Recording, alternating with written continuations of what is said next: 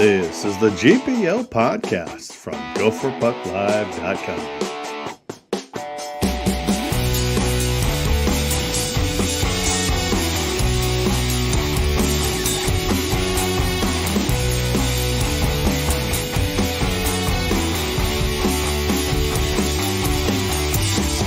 This podcast is sponsored by Jerry Peters and First Class Mortgage. Our expertise, your peace of mind. Visit us at firstclassmortgage.com. Now, here's Jupe and Vigo.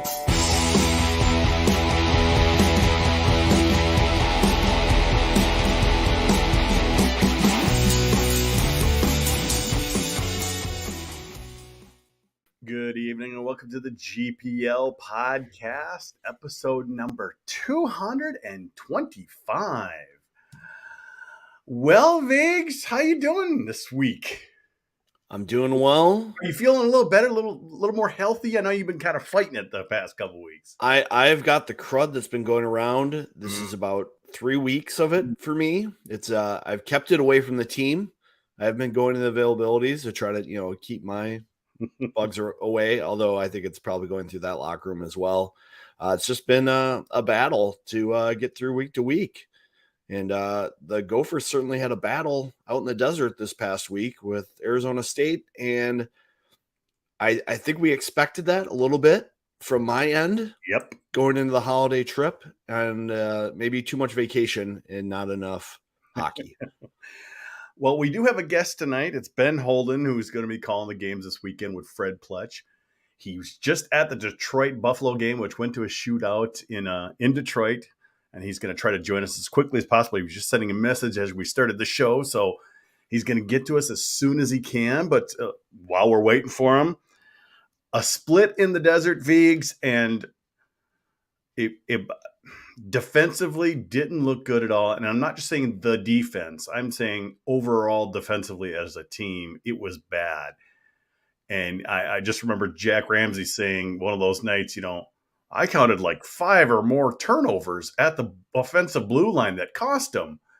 So that's not just the defense, is it, Viggs? No, that's not just the defense. That is a team that just wasn't ready to go to work and play hard hockey like they would do if they were playing an opponent maybe they expected a little more from, like a Michigan or a Penn State, where they're motivated to play that series. I think going against ASU, they're kind of saying, oh, we got this. Points are going to come easy. We're going to score goals on the rush. We're going to get healthy on the score sheet tonight, and this is going to be an easy weekend. And Arizona State has all these grad transfers. They've got a veteran team. It was not going to be an easy weekend. And I thought they probably played more careless with the puck on Friday than they did Saturday. It's just Saturday, the mistakes were critical mistakes at bad spots on the ice. I thought Friday they were probably a little bit more careless than on Saturday. They just gave up the wrong chances the next night. Well, one unique thing that did happen, Viggs, is a lacrosse goal for Minnesota actually happened this time. First time we've seen a Gopher be successful at it, and it's against the team who last did it to them. Yeah, I thought Cooley pulled off a little bit more skill than Johnny Walker did against the Gophers. He actually did it under pressure, smoothly picked it up and tucked it in really quickly. I mean, on the TV broadcast, since we didn't get a replay, you're just like, that was lacrosse, right? You're just kind of like, he did it. And it was a good response from that line. They got benched a little bit on Friday night.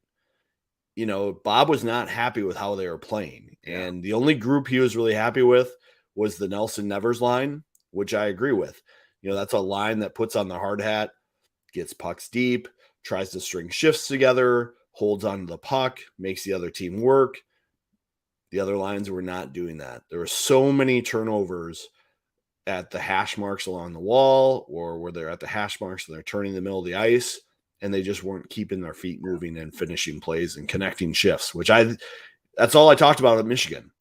That was how they started that series, is they just connected shift after shift after shift. They had offensive zone face-off after offensive zone face-off. That's how you dominate a hockey game. When you turn pucks over and you always are starting on defense, it's hard to be successful. Mhm.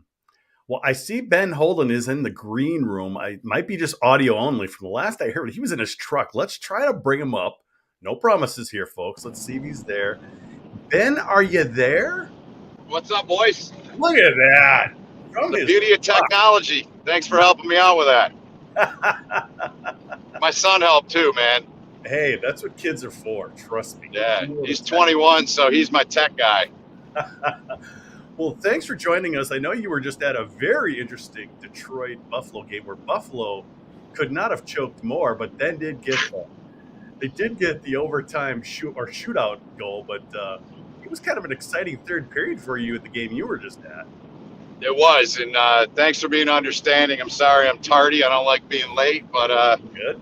we'll make it work, guys. So it's always fun to talk with you guys, and I know we're going to get into a lot of Gopher talk, so I'm excited for that. But yeah, it was a lot of fun. Great seats we had. My CPA gave me the seats for my son and I, and right in the end zone, so we were in the end that the Wings shot in first and third. So it was a good game. I mean, I thought Detroit was dead, and they came back. And I said to my son Luke, I said early in the year, Buffalo was doing what they did tonight. They were scoring a lot of goals. I watched a lot of their games where they were up 3-4, 5-1. But I think in the last 2-3 weeks, they've had the collapse like they had tonight. And, to the Wings' credit, they battled and the veterans stepped up and it was good, man. It was good to be back and watching the Red Wings. I haven't been to a game there since 2017 when Luke and I first went there. So it was good to see him play well and give a good push at the end. You've been catching a lot of games that you haven't been calling it. I thought you were at Michigan Harvard this past weekend, didn't you? Yeah, I had another buddy out east that said that to me on Twitter, and yeah, I love being in the rink, guys, and I really wanted to go. I got Michigan State next week after this series this weekend, and so I really wanted to go. And as you guys know, it's a different perspective when you're watching the game and you're able to watch players as opposed to calling the game, where you just really kind of focus on the play and the periphery and things that are coming from the production truck. So, that Harvard team, man, I'm telling you guys, I had them last year in the regional against Minnesota State, and we all know how hard and heavy Minnesota State is, and that was the problem for Harvard in a one and done.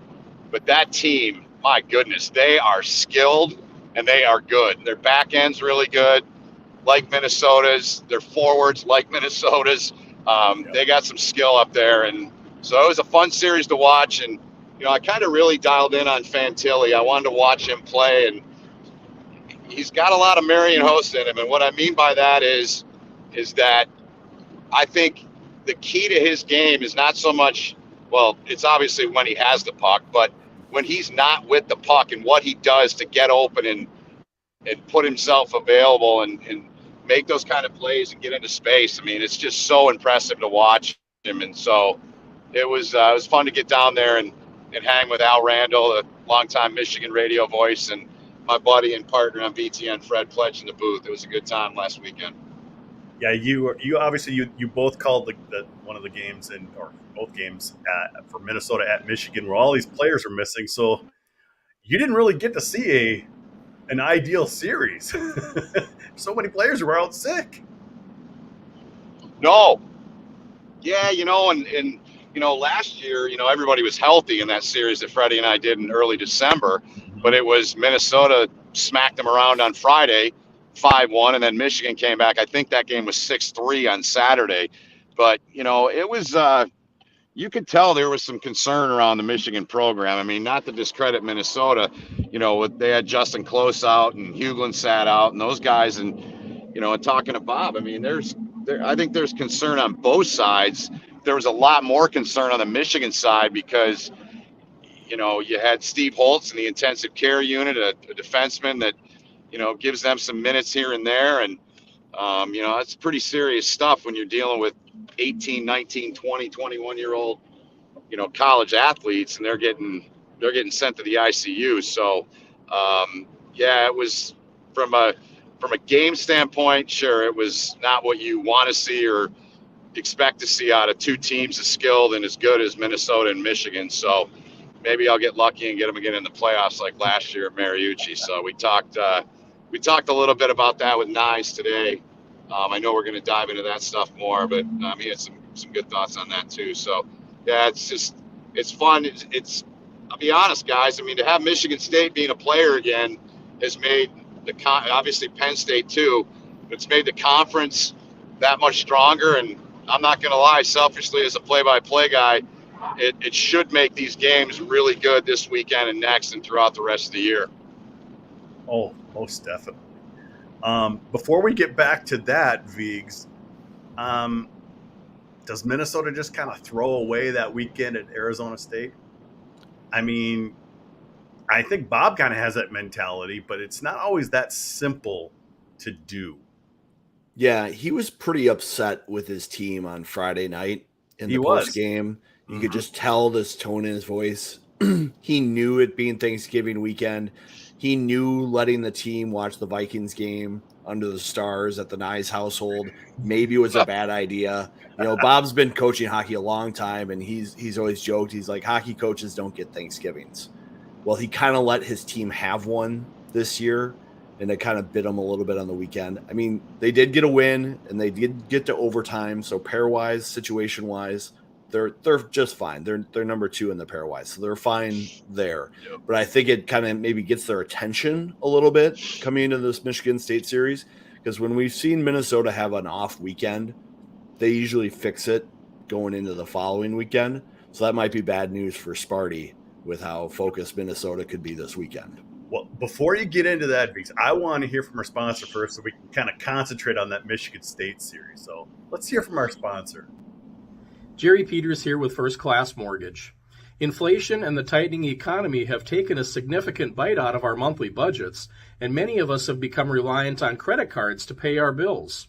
According to the Federal Reserve of New York, Americans now owe $887 billion on credit cards. That's a 13% increase in just the past 12 months alone. And with interest rates on credit cards in the high teens to over 20%, it's time to look for a better alternative, a cash-out refinance from First Class Mortgage. Fortunately, we have record amounts of equity in our homes. Use that equity to combine high interest rate credit card debt, car loans, and replenish your savings account. Even if it means giving up that super low interest rate you refinanced at a couple years ago. Late payments crush your credit scores, and once you get on that merry-go-round, it's hard to get off. To find out if a cash-out refinance is for you, give me a call at 612-940-3291. You can email me at jerry@firstclasscorp.com or go to mnmortgage.com and fill out a free online application. Mention you heard about me on the GPL podcast and receive a $500 closing cost credit. Some restrictions apply. My NMLS number is 480200. First Class Mortgages is 322842. This is not an agreement to lock into an interest rate under Minnesota law. First Class Mortgage is an equal housing lender. All right. Thank you to Jerry for once again sponsoring the GPL podcast. Ben, who would have thought Michigan State and Minnesota being a marquee matchup Right. in November? Or I guess it's right, December. Yeah. Probably just the Michigan State side, man, to be honest. I mean, If that. I mean, look, they can equal their win total from last year with their next win. Mm-hmm. I mean, that 7-1. Minnesota, though, I believe the number is 18-3 in the last 21 against Michigan State. State hasn't beaten them in going on 3 years. So it's amazing. I mean, we had a great conversation with Adam Nightingale, and I've known Adam a long time and did a lot of his games at State. Same with Brandon Naranjo. I said, I'm getting old, man. Now you're coaching. I did your games 15 years ago.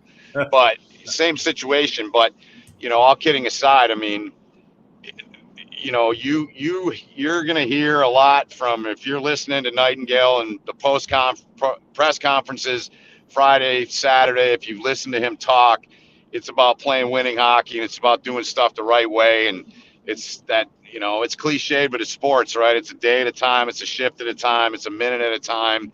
And they've all bought in. And I love the pieces they brought into their team. They've got some older guys. They got their captains. A guy was at Lake State, Muka, Slovakian guy, hard guy, heavy guy. They've got some great youth. Their top 2 scorers are freshmen. I mean, so, and they got Jagger Joshua on the top line to help create some space for those 2 guys. And so it's pretty remarkable. It really is to see that program. And I've said for the last couple of years, guys, to a lot of people, to me, there has not been a program in college hockey in the last decade that's been more down than Michigan State. I think for that time span, I think teams have had down years, obviously, but to be where they've been, they haven't made the tournament since 12 when they had Torrey Krug. So changes are coming. And, I was at Mariuccio's a couple times last year, saw what they have in their facilities. You guys know I've been to North Dakota multiple times and a lot of these buildings, and it's a huge recruiting tool. These kids want to be wowed, and Michigan State's, their facilities are as good as anyone in the country. That's not going to win you games. I know that, but it's going to help them. And when they get some super skilled players in there, which I think they're going to do, like Minnesota's getting, I don't know they'll get the volume that quickly, but if they get players like that in the next year or two with the players they have in there now, look out, because I think they're getting close to me saying they're officially back as a player in college hockey. And Viggs, Ben talked about it. They haven't been to the tournament in a long time. They haven't won a game in the Big Ten playoff yet. Yep. And you and I have talked, Viggs, in order for the Big Ten to be healthy, teams like Wisconsin, yep, Michigan State, they need to be healthy, Viggs. And it's kind of nice. Obviously, Wisconsin's down now, but like Ben said, it's been a while for Michigan State. Yeah, it seems like Michigan State has either gotten by with a good goalie to be competitive, or they'll have one line that is elite. But the rest of the team has no identity, has no continuity, and it's really tough to compete in the Big Ten when you have a roster like that. And it was just easy pickings for the top teams to go against Michigan State, and for the most part, lock up some points because your depth would always shine against them. If you could pay attention to that top line and kind of keep them quiet, you were going to win the other 3 shifts, that were ensuing. And so I think Danton Cole did a great thing with Munner Ice Arena and improving the facilities and getting that for Adam Nightingale to have, because they're starting to recruit pretty well. Like Danton Cole didn't get any development team kids. Nightingale's already got 2, I think. And if he can start to kind of string that together and get more kids from that program into Michigan State, they're going to be able to compete. And Ben, one thing we have talked about is the Big Ten itself.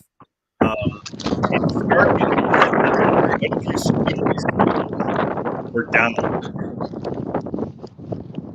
Say that again. I'm walking inside. Sorry for the wind. It's windy out there. We'll give you seconds. We'll wait till you get inside. I'm almost in. You could even answer that. The Big Ten started, when a lot of teams were down, and maybe now is finally the time that Big Ten's finally showing their strength. And it just took probably longer than we anticipated. Yeah, I think, if you don't have the right coaching hire at an institution, it doesn't matter what all the other things are. It's just not going to happen. And it was kind of surprising Danton Cole couldn't be that guy for Michigan State, being an alum and working with the development team and being a hockey guy, it didn't work. Nightingale, he worked at Shattuck. He did NHL video. He knows his stuff, and he's ready, and it looks like he's recruiting very well already, and he's got his team playing the right way. And I think it was smart of him to get as many graduate players as he has. That's what I was thinking. Roster. The portal, he used it very well. He used it effectively to plug some holes and get their team playing the right way. And it feels like, I don't know 100%. I don't follow Michigan State hockey that closely, but these guys seem like they fit roles and they play consistent.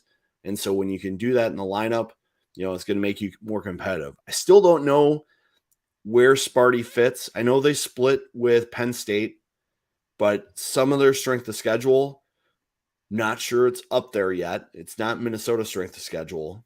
I know Michigan State's top 10 in the pairwise, but I think this is a show me weekend for Sparty to see just how good are they. And really, Ben, it's kind of a show me for Minnesota after struggling at Arizona State. Can they, stick? Hey, there he is. Look at that. What's up, fellas? Now I gotta show you what was waiting for me when I got home. Oh yeah, I saw that. The little husky well, puppy. My girlfriend's there too, but she'll appreciate that. Oh, Instagram boy. star. How much? Yeah, man. How many TV remotes has it eaten yet? He's pretty good with that. It's just everything else he chews on, phone cords. This is what I love about technology. You were doing every hat I own, but I have a little bit of a problem with hats. So he's a good dude, man. Yeah. Good to see you guys. This is why I love technology right here. You were in your car doing audio. Yeah. Just think about 10 years ago doing something like this. Live. It wouldn't have been possible. I probably would have just got on with you guys. So again, thanks for understanding, boys. I appreciate it. Hey, we made it work. Yeah. And this is why I love doing things live too. Just yep. show the real deal, the real show. Yep. Exactly. Jared Klein, one of your biggest followers, he was kind of wondering, is Ben in his car? I'm like, yeah, Jared, he's in his car. He's a good guy, man. I appreciate all the love and support he gives. And, you guys know I love the sport. I love the people in it. And, long time doing it. And I told Starman last year in Albany, I said, I looked at him at one point. I think it was before the Minnesota State Notre Dame game. And it was right before we came on. And I said, you know what, dude, I'll be 70 years old. They're still letting me call games. I'm still going to call games. I'll do college hockey my whole life. I love the sport. It means the world to me. And I'll do anything to help it and be a small part of it. So we know you've called so many NCHC games over the years, through CBS Sports Network. And obviously the NCHC came out gangbusters. They're still the top. Still somebody knocks them off. They're still the top. Yep. And like I was talking to Viggs here is, the Big Ten started at the wrong time for quite a few schools. Michigan was down. Wisconsin was down. Michigan State was down. Yeah. Penn State was a brand new program. And it just kind of all came together and it made Minnesota look so good, but there was no one else there. But now really the Big Ten has really kind of slowly built it up over the last couple of years where they're competing with the likes of the NCHC on a national level. No question. And, you guys, I'm sure you guys know this, but the last Big Ten team school to win the national title is where Minnesota's coming this weekend. Isn't that hard to believe? I mean, that blows my mind. Minnesota, Michigan, look at the teams both those programs have had. It's amazing to me, but Michigan State's the last Big Ten school to win the national title. So, But to your point, yeah, I mean, it's, what Penn State did. If I would have had a vote, I'm not kidding you guys. After they went in and beat Minnesota, I would have voted them number one. I would have. It was October, right? I would have voted them one. I mean, look what they did in 4 games against the 2 number 1 teams in the country. I mean, I would have given them the check mark and said, you're number 1. So, it's great, and hopefully Wisconsin can turn it around. They had those couple good years with Caulfield and Holloway and the group they had, but like we were talking earlier, I mean, to see Michigan State doing what they're doing, they need to be a top 15 program in college hockey. There's no reason why they shouldn't be. And I love what you guys said about Danton, and Danton does deserve a ton of credit for what they have now. He really does. It just, for whatever reason, it just didn't work. And, and then I think back personally to when Adam was hired, and I was like, man, they're going to try this again, right? Like, you sure you want to do that? And I mean, no disrespect to Adam. I told you guys, I've known him a long time, but it's just like, are you sure you want to try this again? But, 16 games in, it's working, but they still got a long way to go. Well, I think the portal has definitely kind of evened the playing field for these teams that use it properly. They get players who can play that 5th year, so they're older. They're mature. They know what to expect in college hockey. They're more consistent. You have a line like the Gophers have with Nyes, Cooley, and Suggerud. They play inconsistent, and their coach has to bench them. They might be the most talented line in college hockey, but Bob said Friday night, hey, you guys sit down for a little bit. Watch what's happening out here. You need to raise your level. And that's what you get with those young players is that roller coaster play. Yeah. Well, they should have just taken what they did at Michigan, and we had fun with both. Well, more so Jackson than we did with Nyes on it. But Fred looked at me and he goes, "This is the donut line." The night that Cooley was suspended, so it was Snuggerud and Matt, and Lacombe, of course, rips one in, scores, and I think Pitlick then went out with him, and then he scored out the line. Yep. So, no, you're right though, and it's. I love Jackson Nelson. I mean, I think he's a real major key to this team, and he's got to be well for them, and he has been. That line with him and Brodsey has been really good, and with Nevers, you guys were talking about him earlier, and they need that line to be consistent every night because you're going to get the ups and downs, like you said, with some of these young guys. You just don't always know what you're going to get. Jimmy Superfly Snuggerud is one of I love that. Can I use that? Superfly Snuggerud right there. Awesome. That's not bad. That's good. Well, Ben, one thing I noticed is that, from one of your tweets this week is that you're getting the whole band back together this weekend. You got you and Pletch on the game. You got Cappy and Pizzo in the studio. This is going old school, which I personally love because I think, obviously we have Cappy on multiple times a year. Yeah. We had Pizzo on years ago. Yeah. Pizzo's a great guy. Loves his college hockey. It's going to be kind of great to see the whole Big Ten Network gang back together. I'm excited, man. I'm sure you can't tell, right? I'm smiling ear to ear, man. No, it's cool. And, that's the way it should be. These are big games. I mean, I said it 2 weeks ago. I'm going to say it again this week. This is the series of the weekend in college hockey. Show me another one that's bigger. Yeah. And I don't think you'll find one. And I don't think you will find a better story to this point in college hockey than the team Minnesota's coming to play. Mm-hmm. I mean, teams have had good, wins here and there. Penn State, they've beaten the number one team twice. But, I think after last year, I didn't do a ton of Penn State games, but, I watch as many games as I can. And when I'm not doing them, and, you could see the guy had a young team and they were going to be pretty darn good coming back.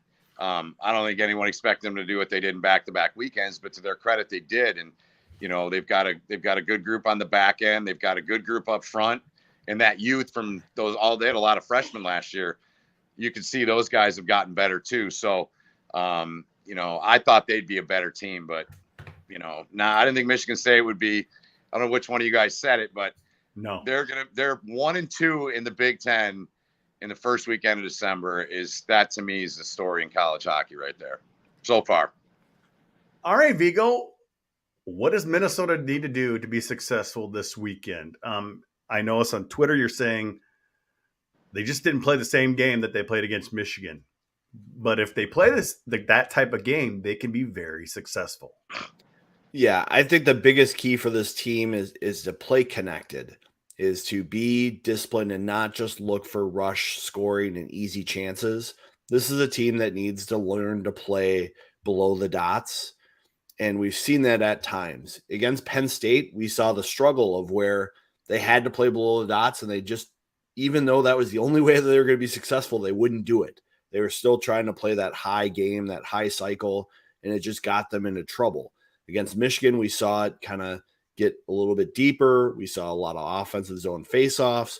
We saw them control the game. And I think they made life easier on their goalie that weekend as well, because they had Bartoszkiewicz in net for that series, and he didn't see a lot of quality chances against. Gophers go to Arizona State.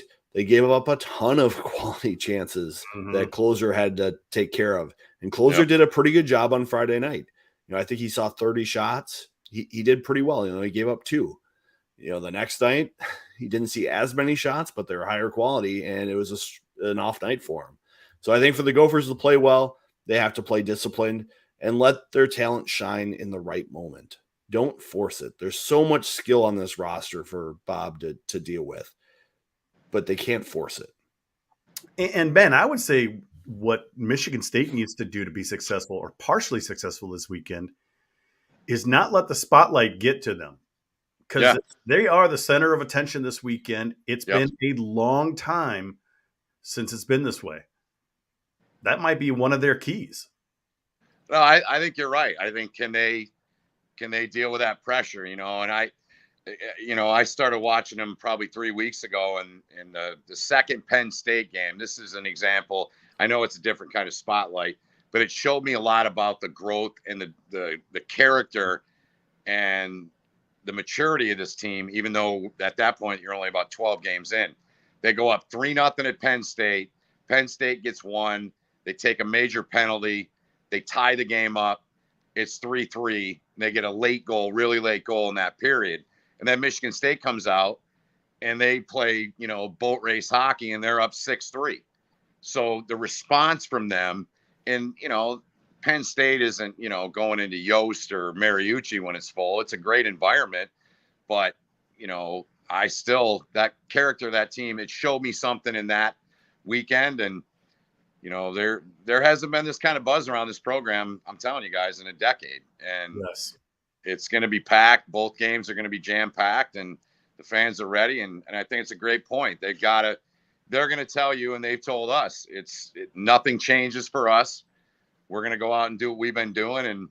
And can they continue against a team that's, might be the most skilled team in the country. So, but skill doesn't always beat will. And, I think that's a big part of it. I think Minnesota's got to have an edge to their game as well in a disciplined way, but dominate with the skill, take the game to them. And that's one thing Michigan State does, for those that may have not seen a ton of them this year with this team. A big MO of Adam Nightingale's teams are, we're going to play fast, we're going to play in your face, and we're going to get after you. And that's something they haven't done in a long time. So, Ben, would you say that they're an aggressive forechecking team? Are they a team that's going to get pucks deep and put two guys on the puck hard and be real aggressive on the strong side of the ice? Are they a team that, wants to dump and chase? What are they like? Well, they want a puck possession team, and that's what they are. And I just think they make plays so quick now with the system they're playing. It's simple. It's just get it and go, maintain it, get on the puck. Yeah, they're going to bang you, but they're not an overly physical team. They've got a few guys that can do that. Obviously, Joshua's a guy that can, get under the skin of the opposition. And they've got some other guy, Muka. I'm telling you, their captain. I think I don't know how much you guys have watched Andre Pavel at Minnesota State, but he's kind of that kind of guy. In fact, I brought him up because their stories are so similar, and they actually played together in junior. I didn't know that. So he's a guy that I think can add some of that, physicality in that forecheck. But as far as their system, the way they forecheck, I mean, I don't know. I don't really see the game that way. I just know that they're moving and they want to play at a pace in every zone, and they want to play fast. And to me, we know what Minnesota is going to do. So that's a wonderful matchup if it's going to be, that kind of game throughout. But I think they're going to be amped. And again, I think that's a great point. Can they deal with the spotlight now that they're at home and you got the Gophers coming in? Because that's always a big deal. And that's kind of sort of the reverse key for Minnesota. They know that Michigan State's going to be amped up. Yeah. First 10 minutes, Viggs. And, if they could, I don't want to survive those, stay calm, they could kind of reverse it, couldn't they? They could. I think one of the things Minnesota struggled with a little bit is we saw it against Arizona State and we saw it with Penn State. When they put a lot of pressure on the Gophers with those plays at the top of the circle on the wall, and they create turnovers and they go north immediately, Minnesota forwards would get caught behind. And if Michigan State can be real aggressive in those spots and get 3-4 guys getting on the rush, I think that's where Minnesota's gotten in trouble, because the only forward who does a really good job staying high is Jackson Nelson. He does not let himself get beat back the other way, but you see it with the other centers like Huglin, Cooley especially, sometimes the younger guys like Pinomini. They get caught looking for the offense and trying to anticipate their teammate winning that play on the wall. And so when there's a turnover, they're getting beat the other way. So I think a part for maturity for Minnesota is being able to be on top of the puck to support your players and not just expecting them to win that battle and cheating for offense. And here's the rube: discipline, discipline, discipline. And that really is the story for Minnesota Vigs. They have to play disciplined. They can't play dumb like they did last weekend. Well, it feels like when Minnesota gets in trouble, it's because they're giving the other team offense. It's not necessarily because they're getting beat and hemmed in their defensive zone. We haven't seen that for long stretches. I think we saw it at times with Penn State, at times with Michigan, but not long stretches. And when Minnesota gets in trouble, it's because they're behind the play and getting caught in transition. Let me tell you, Ben, watching a game with Vigs is interesting. He notices all these little things. And he got me thinking just, 5 or 6 years ago, watch the offensive blue line. If they lose the puck there, they're always in trouble. And sure enough, he was right on. Good eye. Don't cheat to the dark side of the puck. It's not wrong. I mean, we had former Gopher Jack Ramsey on last week. And one of the first things he tweeted after their loss Saturday at us was they're turning the puck over 5 or 6 times at the offensive blue line when they're coming in the zone, and they just that's the end of it. All of a sudden, your offense is gone. All of a sudden, they're counterattacking. Yep. And then all of a sudden, you're on your heels. You have to make the plays at the right time. Correct. When you've got momentum and you see the ice and that's your time to let your skill shine, that's when to do it. But when you're the only forward up and maybe there's a line changing or you're at the end of a shift, that is definitely not the time to get fancy with the puck. You have to be smart with the puck at that time and finish your shift so you can transition it to the next line. And I think when Minnesota gets in trouble, they forget that. And that shift discipline just goes out the window. We call it, they leave their brains in Dinkytown.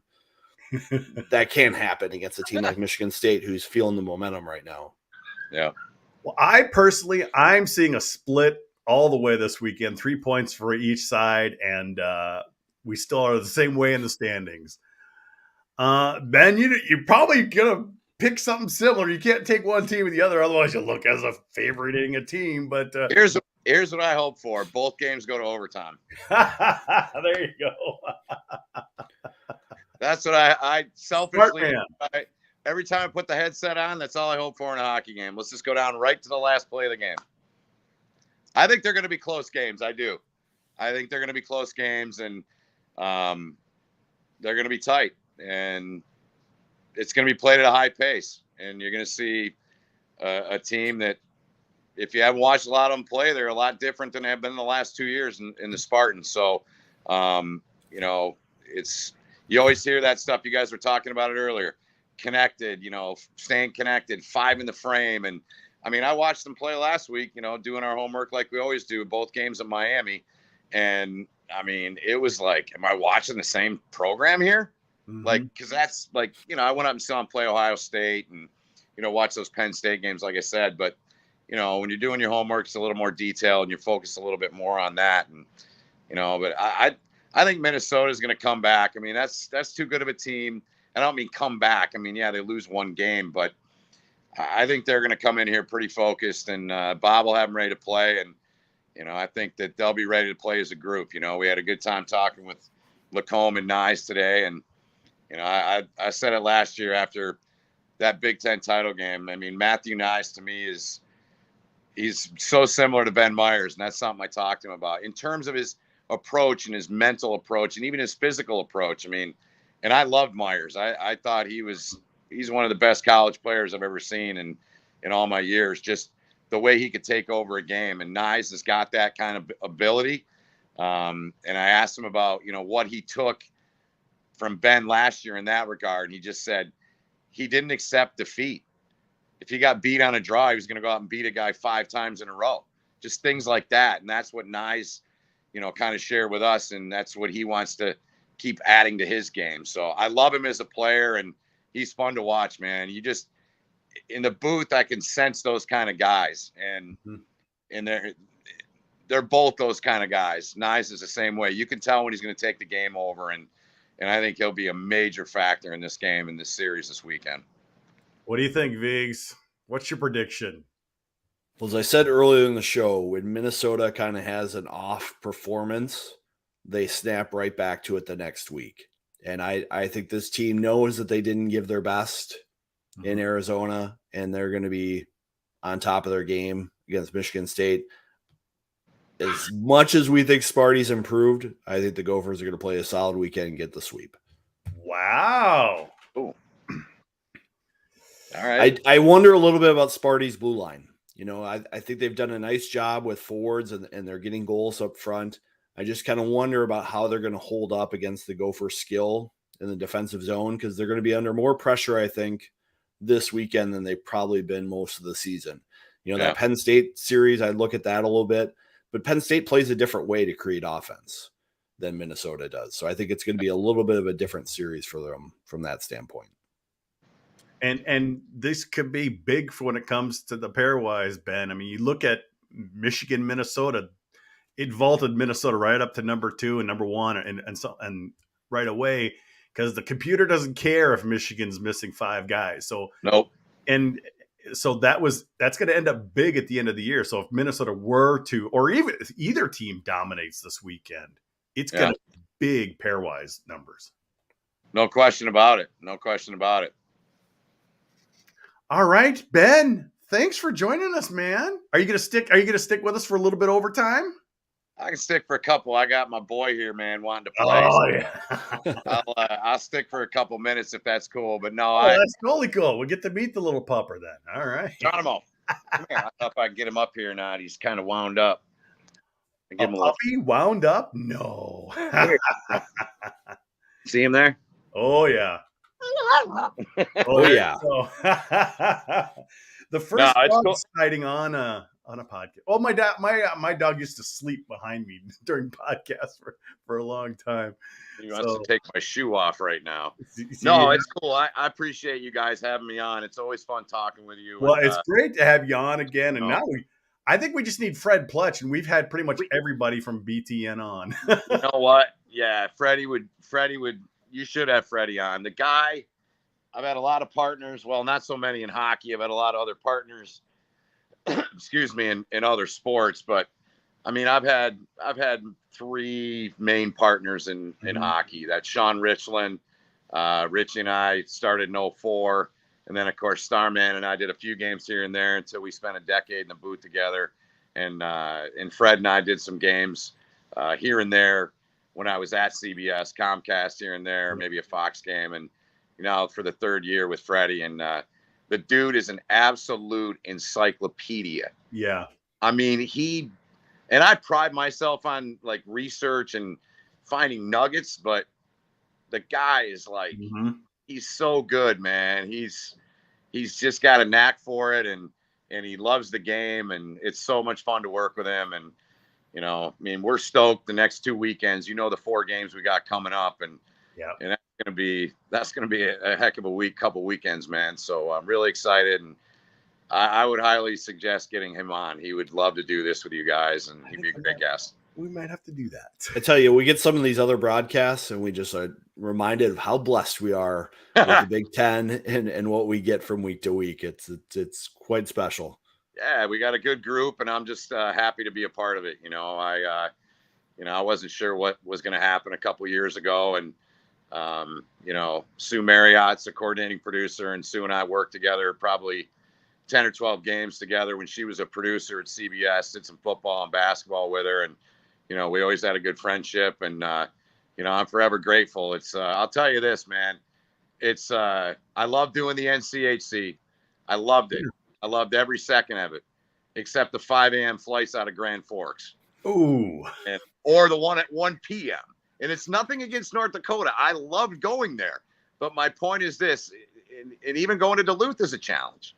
But my point is this, to be able to go 20 minutes south to Yost, to go 50 minutes west to East Lansing, or wherever they send me, I don't have to spend 3 days to go do a hockey game anymore. And that's cool. That is nice. Yeah, that part I love. And I love doing these big schools, it's fun, it's cool. It was fun doing all the other games I've done in the CCHA for 9 years and then the NCHC for that run, but it's cool. I'm happy, and just, again, glad to be a part of this with you guys and still be involved in the great sport of college hockey. Well, we appreciate you coming on again. We'll definitely have you on again. And Cool. folks, stay tuned for a little bit overtime. We'll have a little bit more with Ben coming up on overtime. But that's going to do it for this episode of the GPL podcast. We'll be back next week with Todd Molesky joining us to preview the Badger series. So for those of you watching, like I said, a little bit of overtime. And for the rest of you, we'll catch you next week on the GPL podcast.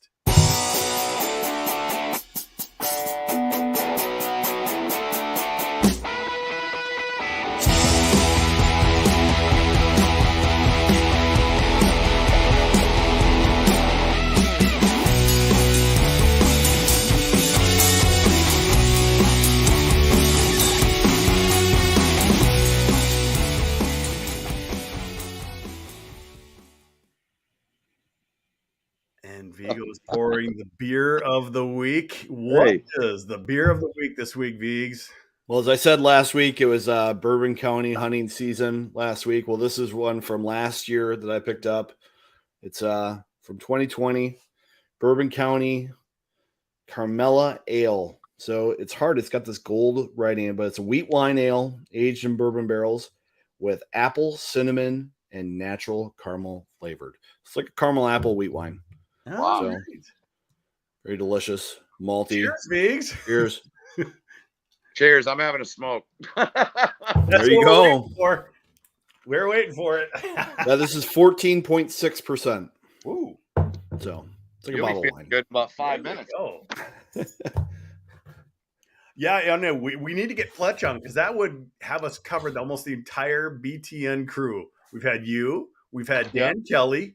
We've had Pizzo, we have Cappy all the time. Yeah. We just going to get Pletch on. Maybe we should get Pletch on maybe for the next Michigan series. I mean, he's obviously the Michigan guy. Yeah.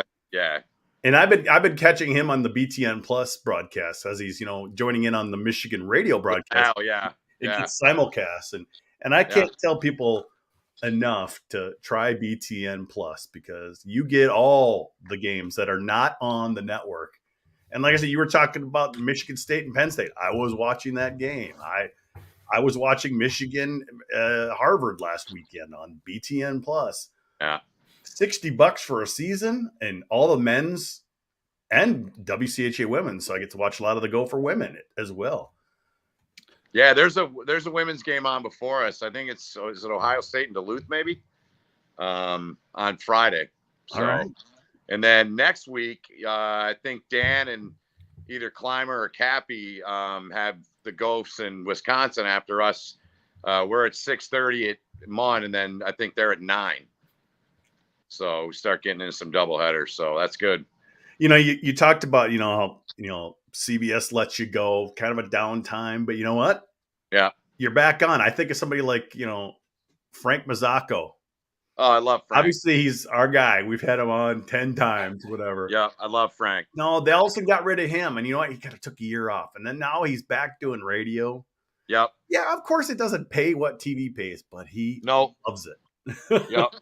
No, Frank's I might have told you guys this last year, man, but when I started in 2004 as a play-by-play guy after being in local news for 8 years, whatever it was, like when I do a game at Michigan and Minnesota's playing North Dakota, like I didn't go to the bar with the boys, man. I was racing home to watch him and Wooger call those games, man. And I've had some incredible conversations with Frank. I actually owe him a phone call because I texted him the other day and wanted to talk to him because I like to talk to him and Mick, and obviously this week listening to you guys know your stuff too. It helps me just absorb a few things here and there, some details. But I've had some really good talks with him, and he's been incredibly supportive, and it means the world to me, man. It really does, because I told him flat out, I go, you're one of my heroes, man. When I started as a play-by-play guy back in 2004, and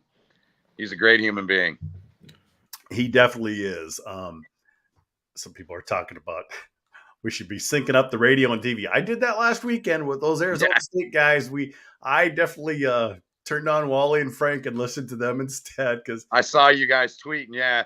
How about the one comment? I think it was in the Friday game, and they were talking about Minnesota coming in, to play out there, and something, don't quote me on this, but it's something to the effect of like, when Minnesota came in this time, they're like, wow, you actually have a real rink now. You know, that was the students said that from Arizona State. I mean, they're not wrong. I mean, No, they're not. I mean, we have a plethora of high school arenas that were better than Arizona State. Oceanside, yeah, Oceanside was a trip. Yeah. Yep. Hey, I told our buddy Jess Myers and Jake Brandt. I love Jake, and I told them last year when we were together. When we were in for the Big Ten final, we were all together over at the X. And I said, I will go call Warroad and Rozo for free. Just get me up there and throw me in a hotel for a night. That is a bucket list item for me, man. I'm dead serious. I would love to go do that. Just believe it or not, knows people in Warroad. I feel like he could get you to MSP and he'd get you on the plane up there, I bet. The Marvin and family, Jake I'm sure, would get you on there. Jess? Jake knows people in Rozo. Really? Yeah. No Jess in East Lansing this week, though. He's on the mend with his torn bicep, so he won't be there this weekend. So, well, how did he travel to Arizona? Why can't he travel here?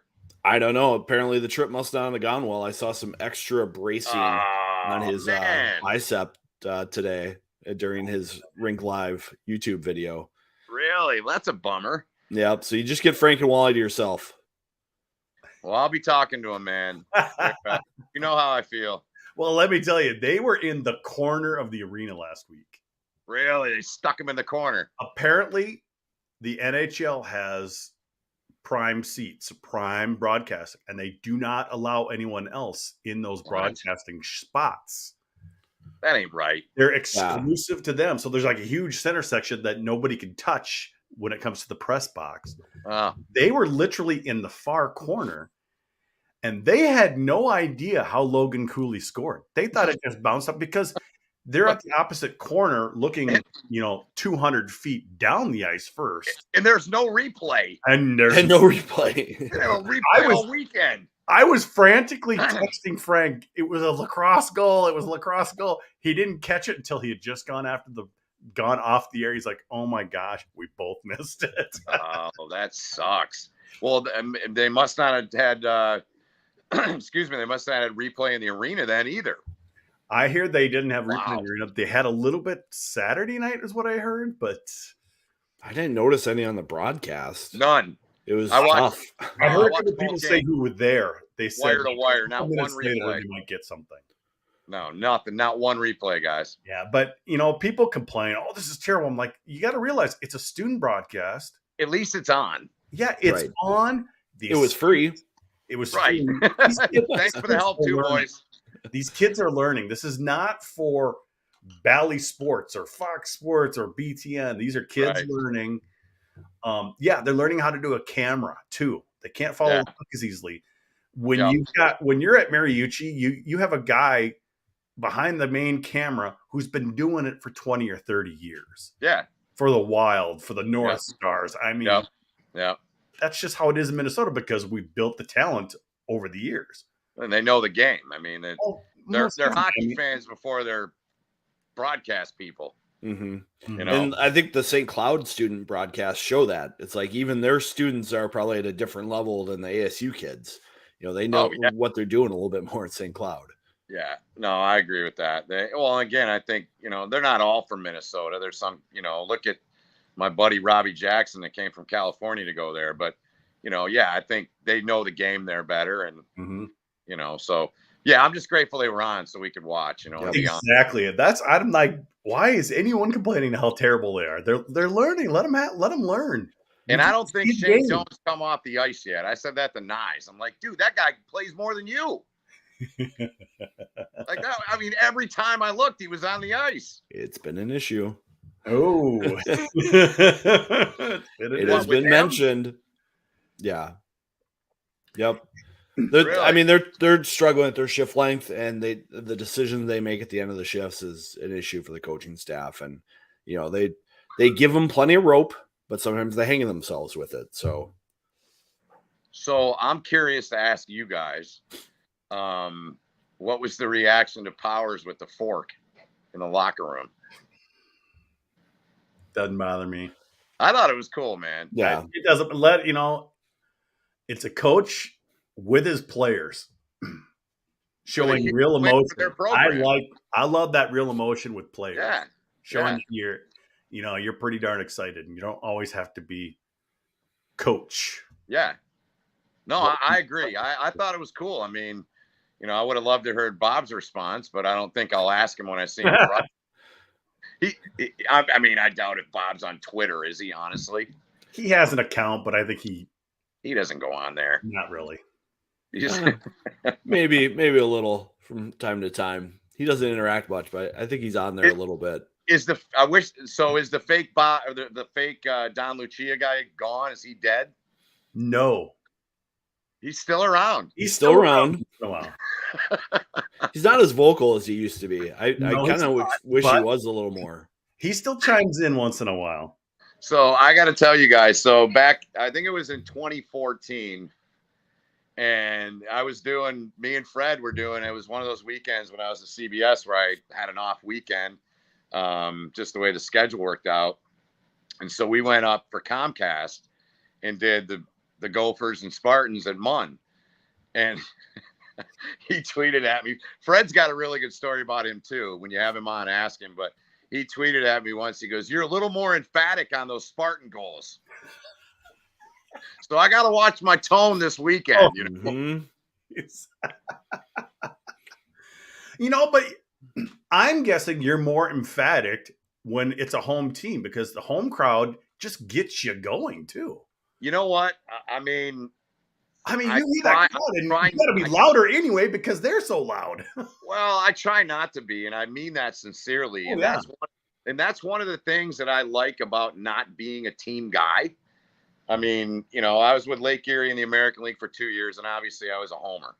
I mean, I didn't call out referees. I tried to have, because my philosophy has always been, when you're a homer too much, you're a homer too much. You got to have. It's a fine line of trying to be honest and speak in honest terms, because I think you lose. This is just me, but I'm kind of numb to that. It's like at the Wings game tonight. Yeah, I cheered, but I'm so used to putting a headset on and being a neutral guy that I really don't care. It's like I said to you guys earlier. I want every game I do to come down to the last play. That's all I ever hope for as a play-by-play guy. But, I mean, it's. Yeah, sure. But you got to remember, fans hear only what they want to hear, too. I know. And it's always our fault. It's always our damn fault. Just don't screw off. I got to say, though, man, that, on 3 seasons now, the Gopher fan base has been really cool to us. I don't say me, I say to us, to our crews, and that's cool, but I get it. You're passionate about your team, and so you got to blame somebody, right?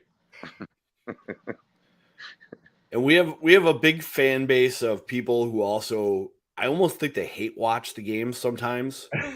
Like they aren't really invested in seeing the Gophers do well, and they almost take glee when there's pain. It's a weird fan base because we're being in a big metro area with a lot of pro teams. I think there's just a different aspect to the Minnesota fan base that way that is vocal on social media that can be pretty tough at anyone. Yeah. I mean, I had 2 different tweets last weekend after the loss at Arizona State. One was fire Motzko. Another one was season's over. I'm like, come on, block. I blocked him right away. I'm like, you're a moron. I literally responded, moron, block. That's ridiculous, man. I mean, that's a little too much. I mean, it's November, and I heard you guys talking when I was first on with you guys. When I was coming back from downtown, and Moss let him watch the game. He let him have some fun. I saw he talked about something about vacation mode. I mean, I get it. You want to win every game, man. But I'll be honest too. It was cool seeing Nyes talk about what it meant to go back and play those games. It really was. And I care about that stuff because I care about, seeing the game succeed wherever it can succeed.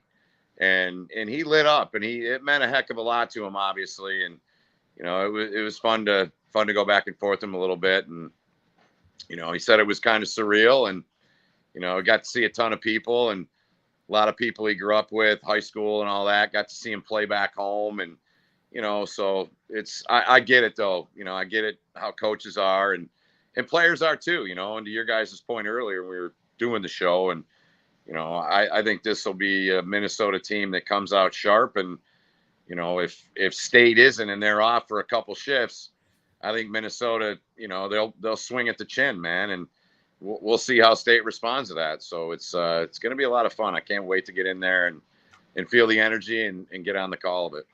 Vigs, quickly, obviously, it didn't go well for the Minnesota last weekend. But could that weekend in Arizona, kind of away from things, help the team and the bond that the team has? I mean, that's just what I was going to say before you even prompted me. I was like, that's the give and take that's the give and take that Bob was going through. He's like, yep. This is such a great moment for our team to just come together and be friends and be and one. Feel normal. And feel normal and have a normal Thanksgiving. Yeah. Reward Nyes, reward Cooley, for being, maybe a future Arizona Coyote, get them, invested in this team for now. Because you don't want a team where you have cliques of different guys. Yeah. So if you can create moments like that where your team is together, watching the Vikings come back on Thanksgiving, in a great game together, you don't want to say, guys, bedtime. That's not going to help. So I think that was a conscious decision. I know it's going to impact the weekend in Arizona, but it's going to make us better in the long run. And Bob hasn't said that in the media or his radio show or whatever, but that had to be the calculus in his brain. He's just like, just let him go. We'll see if we can get it out of him Friday. Yeah. We'll see if he'll be a little soft, because Fred and I in the time that Fred and I have been together in the 3 seasons, we don't really do a conference call with him during the week. And when I was at CBS, we always did that. That's just the way that crew did it. But I love going down and seeing Bob for 5-10 minutes. That's what we do.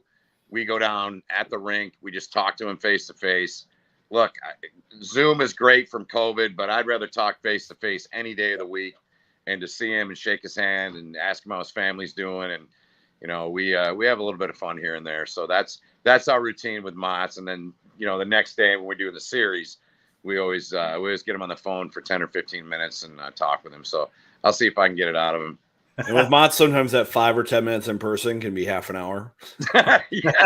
He'll just keep going and keep going, and he'll say, don't share this or anything, or right. That's off the record, that's background or whatever. But like a Mott's could be like a 5-minute on the record discussion, and then like 20 minutes off.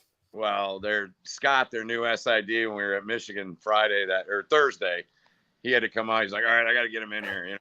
Yeah. To your point. And that'll be the bad guy. It wasn't us. It was him. He kept going. Yeah. So I've always liked Bob. He's always been unbelievable to me. And I mean, I've been doing his games. So I did that first time they went to the Frozen Four. I was on that call with Darren Elliott. We had him in a regional, and, good guys, had a lot of success, and he's going to get the big one in Minnesota, man. I know he will at some point.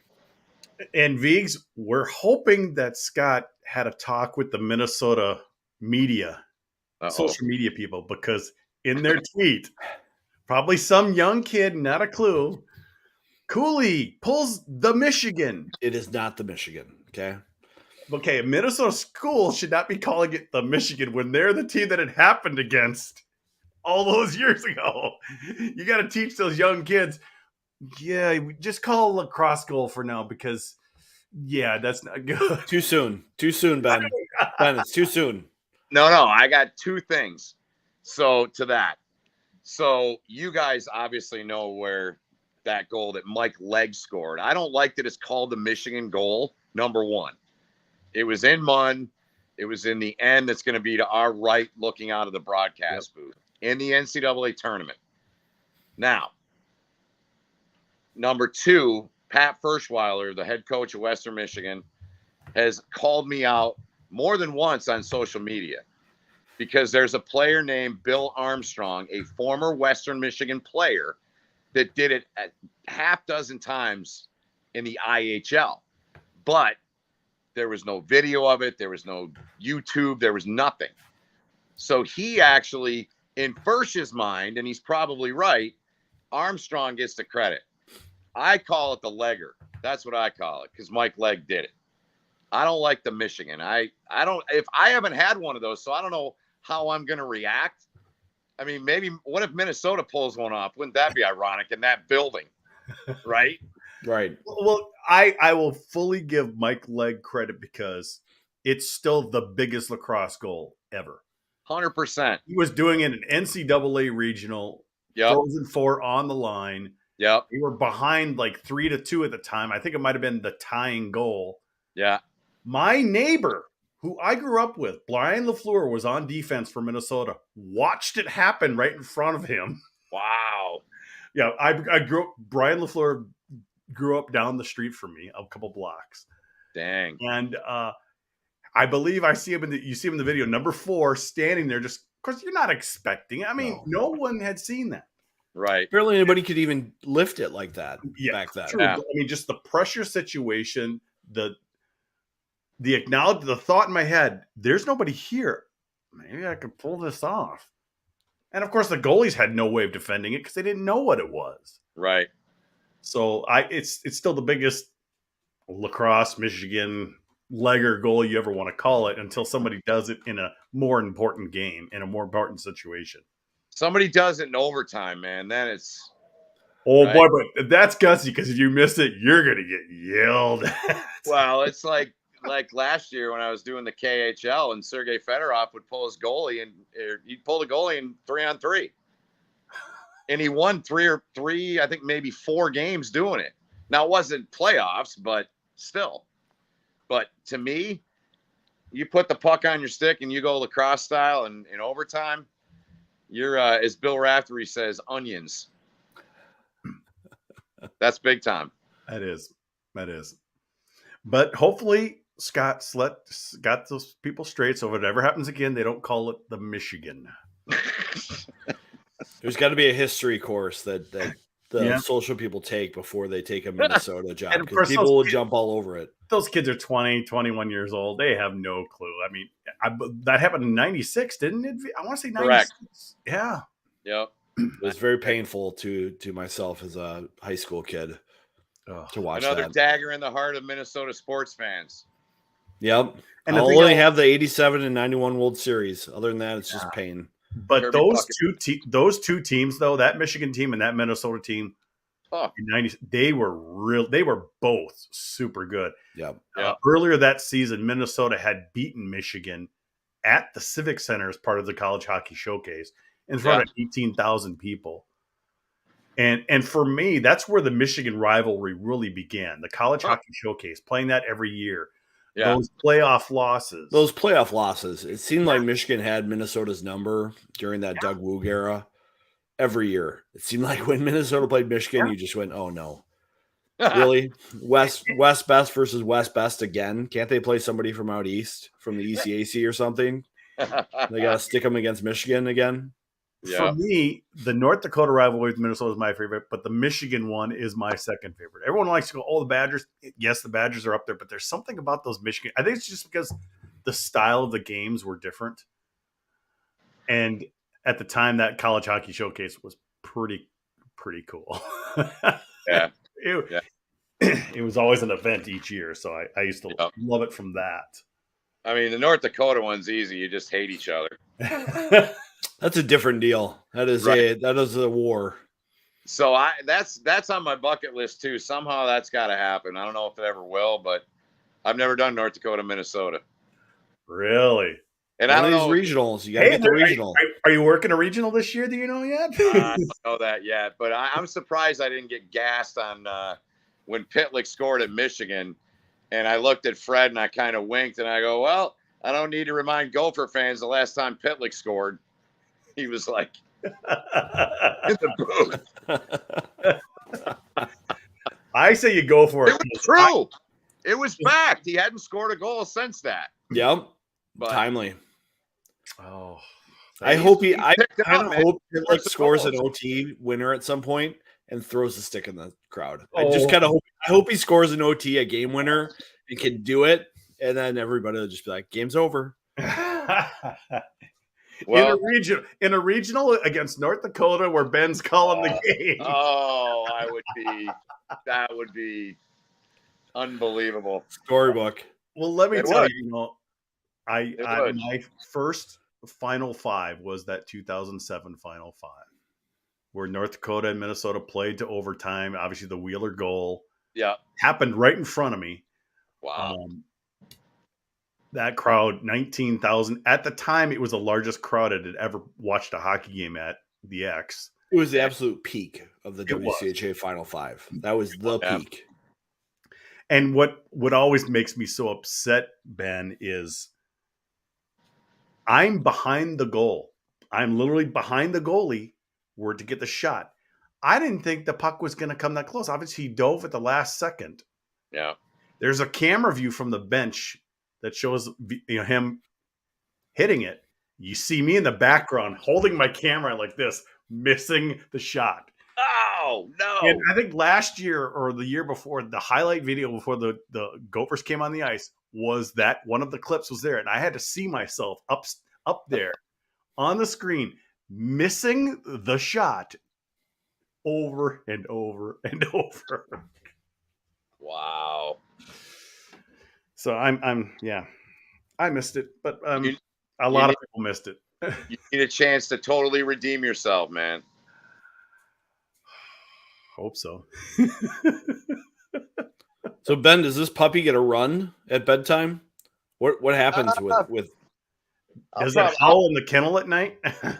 No, we're soft, man. He sleeps in bed with us. It breaks my heart, man. The first night we had him, we put him in our side laundry room, and he howled the whole friggin' night, man. I'm like, I can't do this. No, we have a crate. My girlfriend doesn't like to be here called a cage, so it's a crate. I'm starting to do a little bit more the last week. Last 2 weeks since we got him. We've only had him for a week and a half. Yeah, week and a half. So no, he'll stay up with me for a little bit and hang. We'll hang out for a little bit and tire him out and crawl into bed in an hour or so. And husky puppies. Oh boy. Yeah, he's a good dude. He's making me soft. I've gone through husky puppy and a Malamute puppy, and they eat everything. Yeah, I don't know where he's at. Is he with you, Owens? He's right out in the kitchen with the gal, but yeah, he's fun, man. I'm enjoying it. So our podcast numbers will go up. The video, just dog. I mean, you look at all the people who went nuts last year when the Ohio State dog and the student section got all the TV time. Yeah, people eat it up. Yeah, we last Wednesday, the night before Thanksgiving. So my gal and I went to our grocery store up here, a little ways up the street, and the pet store was there. So I took Geronimo to the pet store to grab a couple things, and she went in to pick up a few things at the grocery store. And so I wanted to take him over. This is me getting soft. I wanted to take him over so he could smell a Christmas tree because they had a whole bunch of trees out front, And so we get over there, and he turned into like the store greeter, man. I had him on the leash. Every single person walked up to him. He was like, jumping around, licking them, and so it's been fun. Well, we don't want to keep you too long because it's an hour later where you are.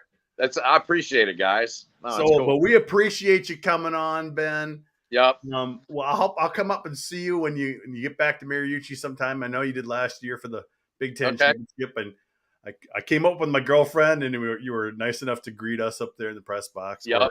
Actually, in the audio in the TV box. That was nice of you too. So I'll come up and see you when you're next in Mariucci. Sounds good, guys. Thanks a lot. I really appreciate it. Good night. Thanks for joining us, Ben. Thanks, Ben. Later. All right. Later. I didn't want to keep Ben on too long because he gave us the preface that he didn't want to do a long overtime, so I wanted to give him an easy out. Sorry, Jared. Well, we lost Jared. Yeah, Jared's already left. Jared's already left.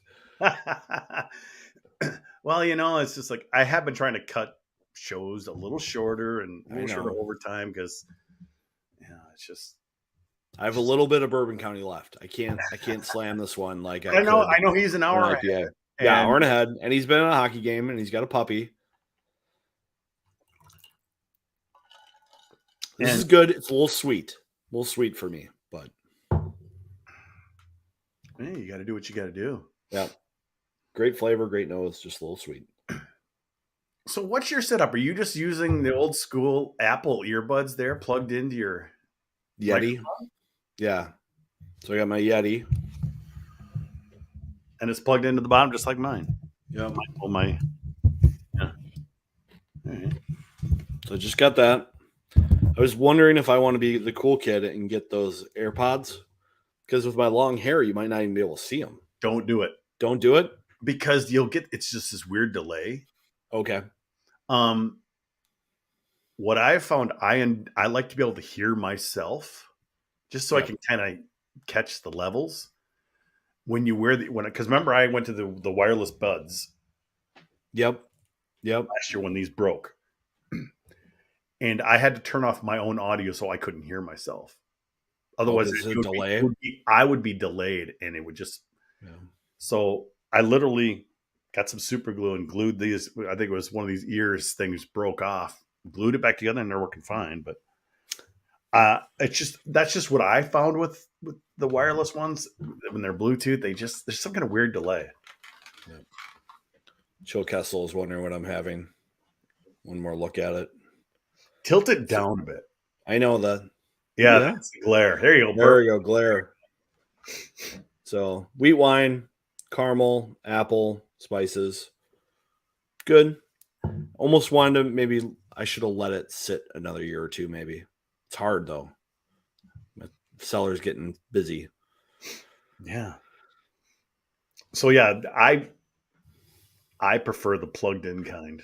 Okay. Literally the old school. And if these breaks, I'll probably go pick up a cheap pair of headphones or something like that I could plug in.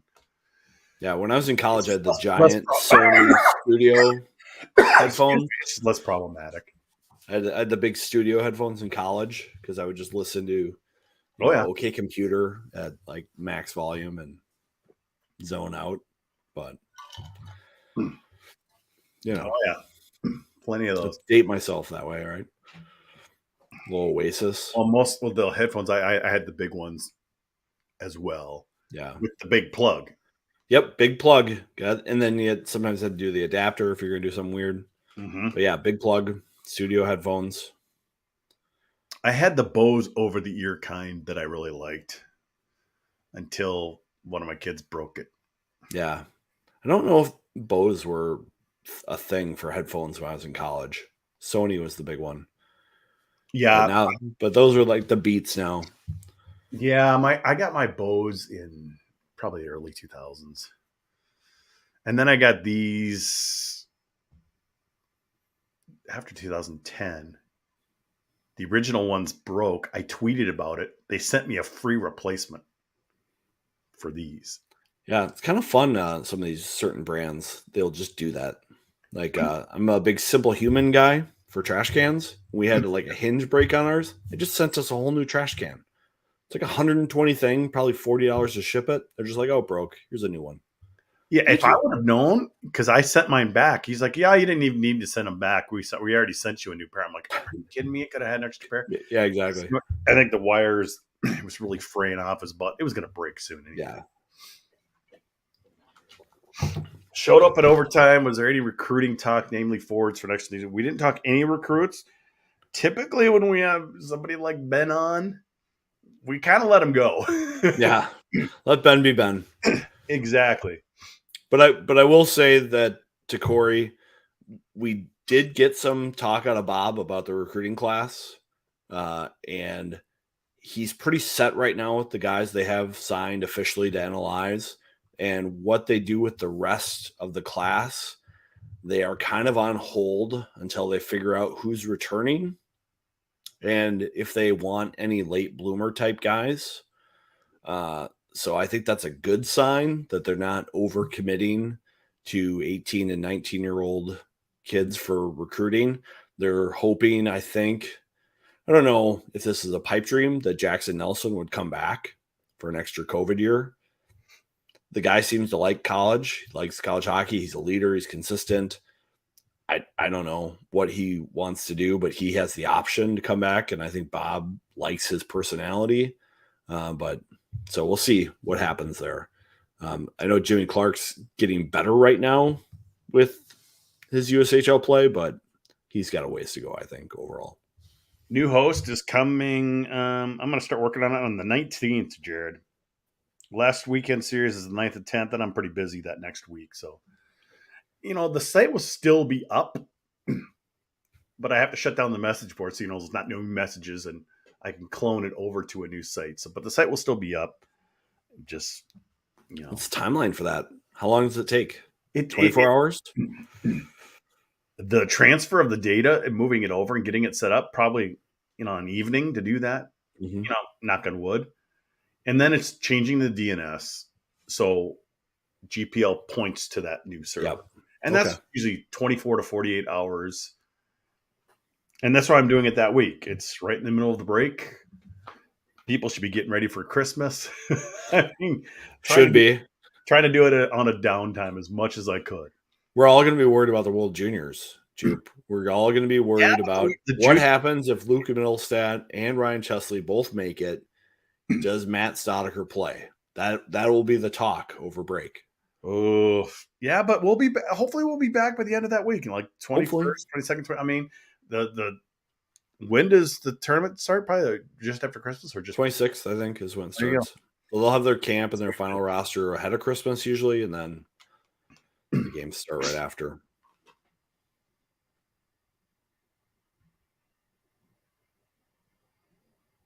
Yes, I would. It's clear Jackson Nelson is the most consistent player among the forwards. He takes all the draws. Any key draw for Minnesota, Jackson Nelson is the one taking them. You look at Huglin, Cooley, Pinomidi, Middlestat, they're all basically 50-50 centers. You don't want a 50-50 chance. You'd rather have that 60-40 with Jackson Nelson out there. I was talking to Tim Brule of UCHO, and he was showing me the data that the play-by-play shows.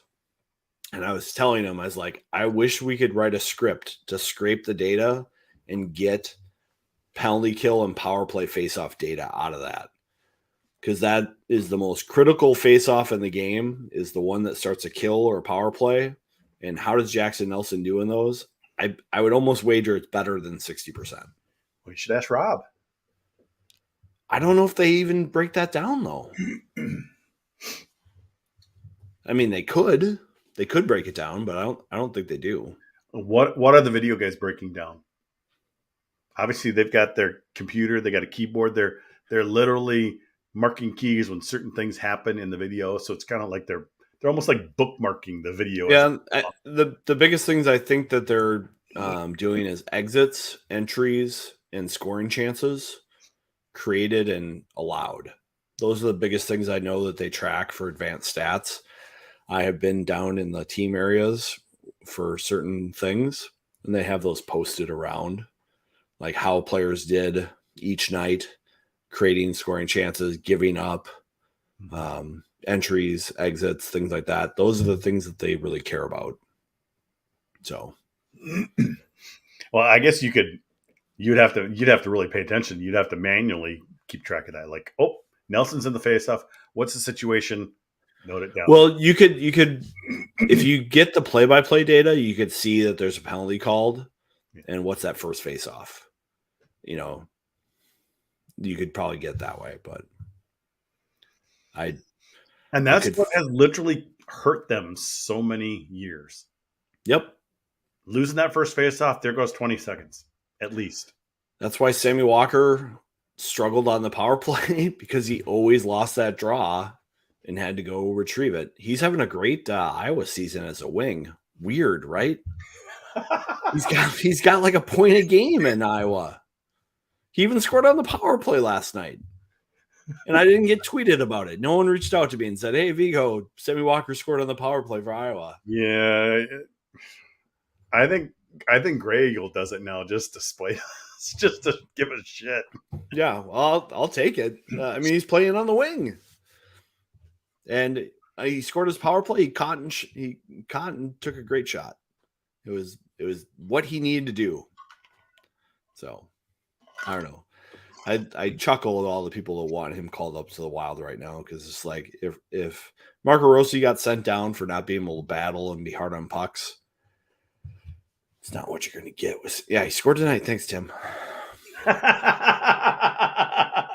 He's scoring machine in the AHL. It's a different game.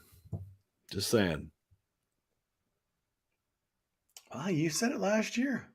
Put him on wing. You look great. They did. He look great against North Dakota on the wing. You could tell that the North Dakota defensemen were just scared shitless, that he was going to get the puck and beat him up the ice. But Sammy freelanced in the defensive zone too. That was the 5-1 game up in Grand Forks. I think so, yeah. And then they moved him back to center for the next night. I don't know. Who am I? I'm just a Squirt C coach and a podcaster, an IT guy. And an IT guy. And an IT guy. Man of many hats. Many small hats. I'm technically part of an IT department. I just go with it. Yeah.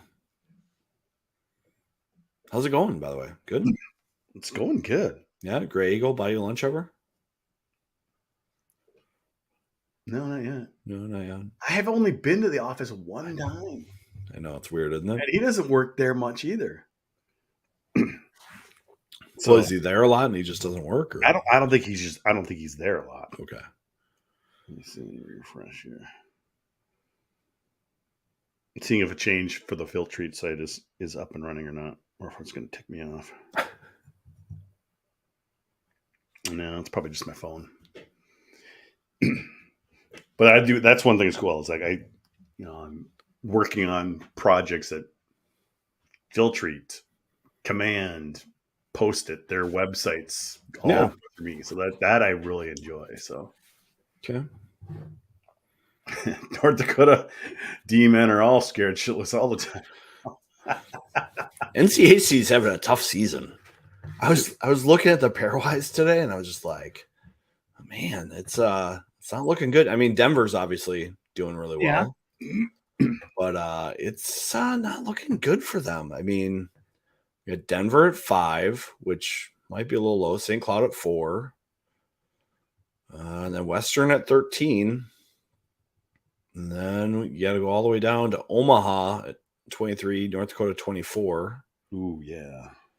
I was surprised Arizona State's 25. I mean, I know they're just about 500, but they have a couple good wins. If they get one against Denver this weekend, that would be huge for them. Duluth, poor Bulldogs at 32. I feel so bad for them. Miami 38. CC 45. New coach. Oh, well. Yeah, that could get interesting here. Isn't one of the, I believe one of the regionals is in Allentown, isn't it? That puts Penn State probably in there. They might be even hosting that.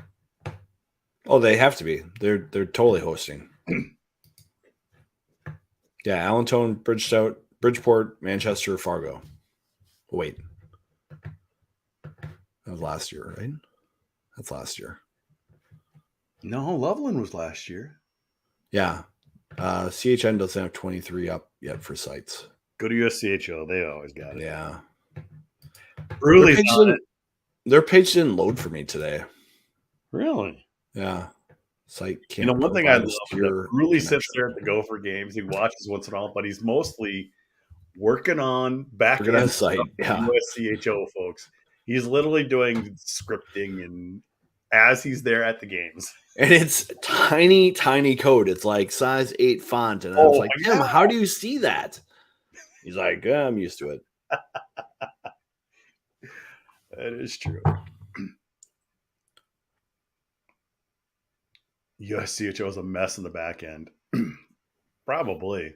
There's a lot of manual work happening there. I know they moved to WordPress a couple years ago. No. But That's a behemoth site. I'm going to try opening it in Firefox. See if that helps. No, I can't get a secure connection for some reason. SSL error, internal error alert. I don't know what's going on there. Where are the regionals, folks? You got to go to the NCAA site. They can usually find it quicker than we can. I know. Well, I'm busy. I'm drinking. NCAA tournament. Of course, you say sites regional, it takes you to basketball right away.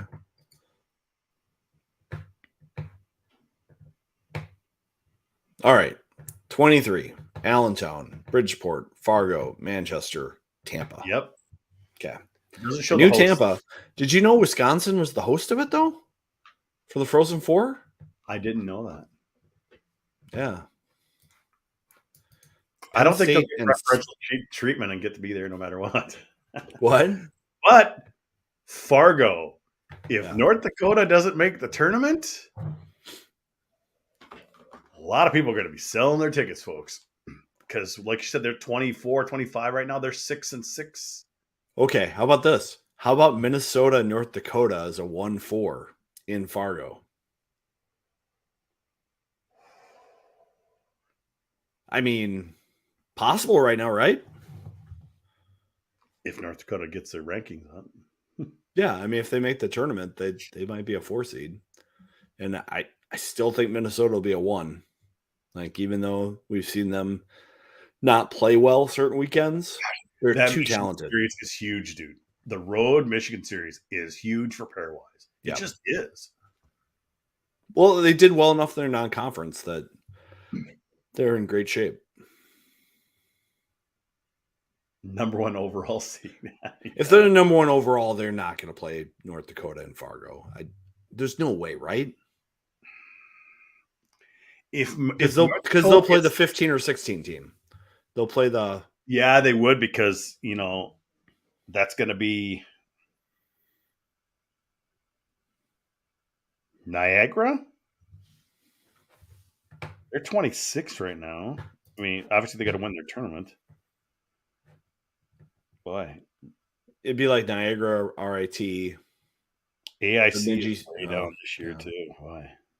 So it'd be something like that. Interesting. But Eric, if you're a host and you make the tournament, you automatically go into your spot. They would not put a 1 seed against the 14 or the 13. And so we would go way out east again. Yep. Allentown. No, it wouldn't be Allentown, because Penn State could be a number 1 too. That's true. If Penn State's a number 1, they're going to be there. They would have to drop a little bit.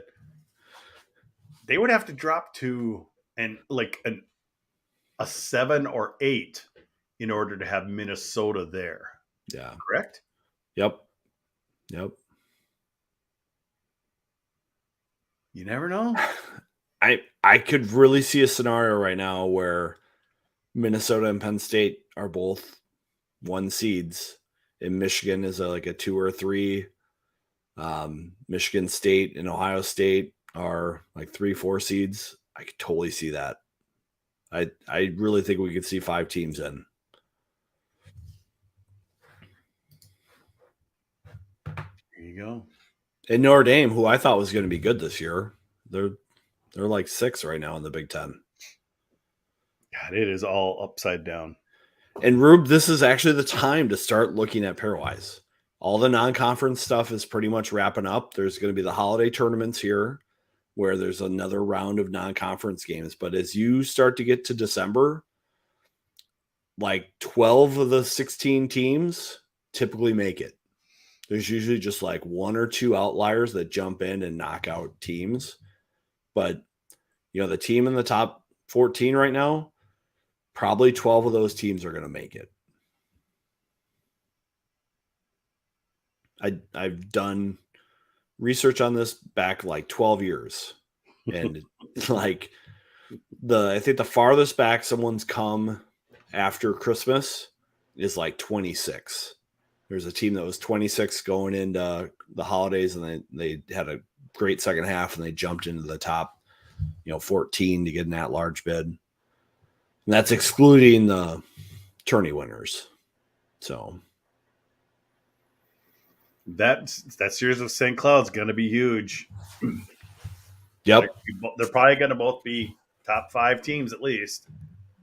Pairwise, who knows? But I think kind of like you said, end of November, you should almost just think of pairwise as your rankings because you see Minnesota number 1 and number 4, and it's like doesn't matter. Doesn't matter. All that matters. Excuse me. I can't believe Michigan State's 5th in the pairwise. Yeah, I mean, I get that they're 11-4-1, but they get a big bump because they split with Penn State, I suppose. When's the last time they lost though? Maybe the Penn State game. I like they 9-1 recently. I mean, it's like something ridiculous. Yeah. 3, 6, 7, 8. Yeah, they lost to Notre Dame. They lost to Penn State. And they lost to UMass Lowell in Bowling Green to open the year. So we'll see.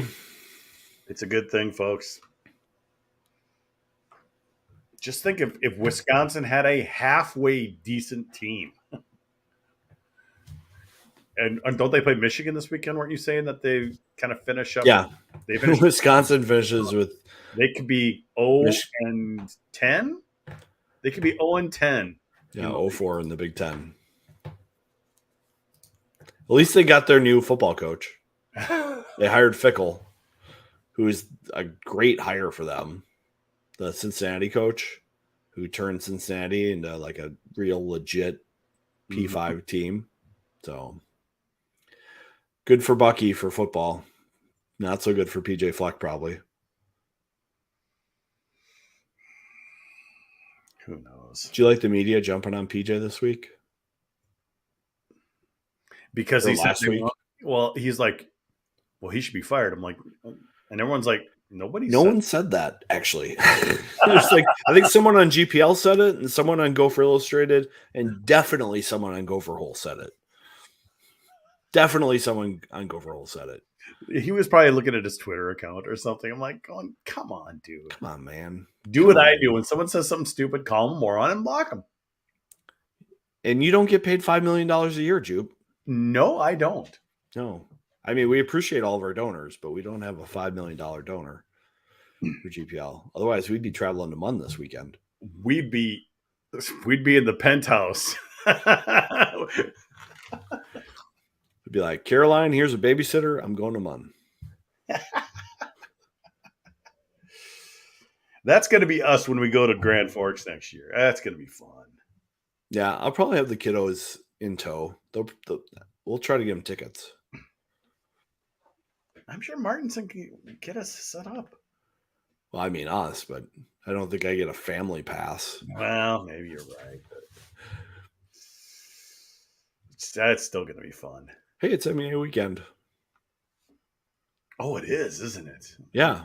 So expose your kids to foul language, and because I've never heard it before. But I know I took my son to the Purdue game and the Iowa game this year at Huntington Bank. He heard a lot of foul language. So those were probably the 2 worst Gopher football games of the year. Hard to turn him into a football fan for the Gophers with that, resume. He's all in on Kirk Cousins, though. That Iowa game was they choked. That was a choke. It's tough. They let it come down to a couple plays, and they didn't execute. So there were no penalties called in that entire game. There none, wasn't. Not one. Well, at least it's equal on both sides. Yeah. So it's Vigo's fault we didn't win the West. Probably. I've got a bad track record. I went to the Vikings Seahawks game at TCF when it was super cold. Oh. And the Vikings missed the field goal at the end. I went to the Falcons Vikings NFC Championship game where Robert Smith ran out of bounds like 5 plays in a row. You're right, maybe. Yeah, could be me. I always felt bad for the kicker for that game because you know what? No one else scored that game but the kicker. No. It was still a chip People shot. tend to forget that he was the only one who scored points for the Vikings that day. Defense didn't come up with a big play. The offense couldn't score a touchdown. Wasn't just a kicker, folks, and he went on to be a little bit fairly successful. Yeah, he did okay. So, well, I mean, not superstar, but considering our guy can't even hit extra points. Oh, God. The long extra point, though. Well, But yeah, it is, but still. I do expect good hockey this weekend. I think it'll be good. Sometimes when they played Michigan State in the past, it wasn't very good hockey. It wasn't very fun to watch. I'm expecting better this weekend. Well, because the style Michigan State played. Mm-hmm. I mean, even going back to those, Miller days when he was in goal. How many times did we have like a 1-1 tie? I know there used to be a lot of ties with Michigan State back in the day. Yeah. Well, I mean, they do goalies, and I brought this out, so I'm just gonna have a small little. Uh-oh. No water, no whiskey. Stick a fork in beaks, folks. 4 Roses, single barrel. Just a little. I brought it out just in case we had a long OT. I had run out of Jay Carver for a while, and I'm like, oh, I'll get some. It was like $10 more than it used to be. Prices are going up. Oh yeah. And I couldn't find any larceny left when I was at the store, so I'll have to go to another store. Hey, by the way, this was aged in larceny barrels. Oh. But I was just gonna say, I think Jay Carver just came out with a 7-year bourbon this year. Yeah, they've been doing a lot of the age stuff recently. Well, 7 I think is their oldest, so maybe worth checking out. So we'll see. I have been drinking a lot more wine recently. Well, maybe at some point you'll get a birthday present from me. So I had something picked out. I just couldn't organize it better last time. So it's all good. Mm-hmm. It's all good. I just love how it's, last week we were here after midnight. It's 12 after 11. There are 43 people watching on YouTube. Crew's amazing. And then there's the one on Facebook, which is probably Klein. Well,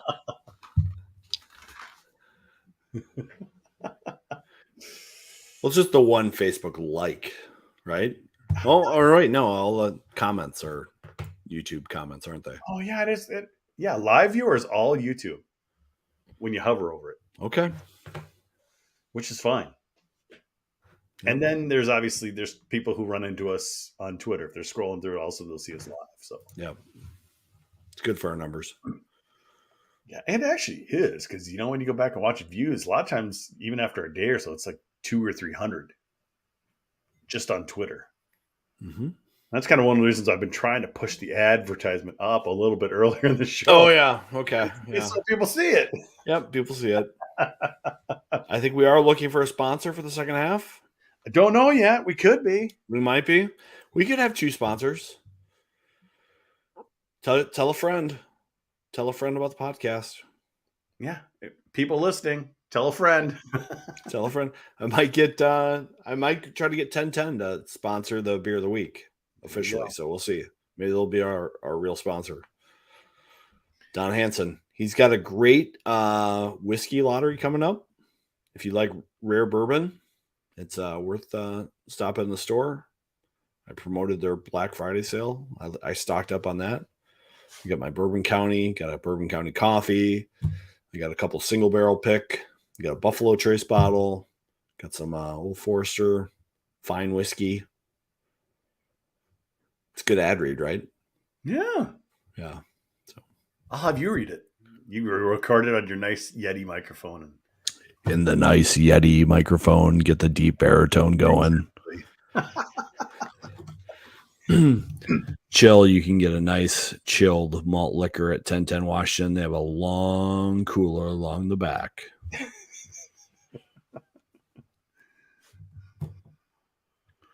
Oh boy. Maybe we should just start an alcohol podcast. I've thought about it. Every show I take something out from the cellar. It'd make my wife happy that the cellar was empty, not that I was drinking it.